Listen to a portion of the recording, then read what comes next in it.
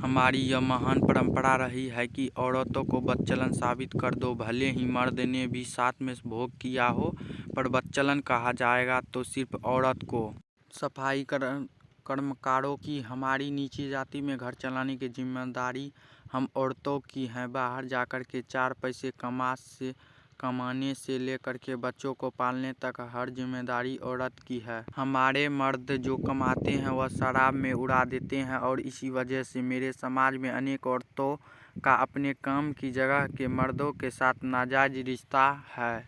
इसी के चलते हमारे समाज की अनेक औरतों बच्चलन कहीं जाती है। दिन के उजाले में सभ्य समाज के लोग नीची जाति की परछाई से भी दूर भागते हैं। रात के अंधेरे में इन्हीं नीची जाति की औरत को भी भीजने ऊन के साथ सोने की मुंह में मुंह डालकर चूमने और उनकी जिस्म की खुशबू सूंघने में उनका धर्म नहीं बिगड़ता है। मुझे बच्चलन होने का पहला सबक मेरी चचेरी बहन निकी ने दिया। मुझे राशन पाने के लिए बहुत दुकानदार को खुश करती थी।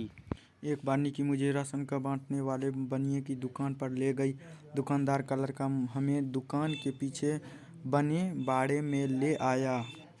तेल के खाली ड्रमों के पीछे वह निकी दीदी के साथ बहुत देर लगा रहा। मैं दूसरी तरफ मुंह करके इसकी तरफ खड़ी हो गई, उन्हें एकांत मिल जाए और साथ ही दूसरी तरफ से किसी के आने की निगरानी कर सकूं। कुछ देर तक दीदी के सिसकने की आवाज़ आई और फिर वे अपनी जीन्स और टॉप ठीक करते हुए बाहर आई। इस घटना ने मुझे सबक दिया था कि जब दीदी मुफ्त राशन के बदले यह सब कर सकती थी तो पैसे के लिए तो इसे करने में क्या बुराई है। क्योंकि जो मुझे भी अपने समाज की शरीफ औरतों की तरह नाक पर रुमाल बांधकर और हाथ में दस्ताने पहनकर किसी माल रेलवे स्टेशन या बस अड्डे का शौचालय साफ ना करना पड़े। बात से डर के मैंने भी निकी दीदी के बताए रास्ते पर चलने का फैसला कर लिया था। मैं खूबसूरत और थोड़ी पढ़ी लिखी थी। अनेक मर्द मुझे अपनी बाहों में लेने के लिए बेताब थे। उस समय मेरे यौवन पर सावन की बहार थी। नए नए खिले हुए उभार पुरानी नाप के कपड़ों को फाड़ करके बाहर निकलने के लिए बेताब थे। रोज मर्दों के छेड़खानी का विरोध करने से अच्छा था कि समझौता कर लिया जाए। मेरे बनाए हुए कई दोस्त अमीर और सभ्य घरों के थे जिनकी निगाहें मेरे बदन पर रहती थी। मेरे ज़्यादातर अमीर दोस्त सीनियर सिटीजन थे जो मुझे चोरी छुपे दुकान के पीछे पुलिया के नीचे या बन के रहे मकानों में नहीं ले जाते थे।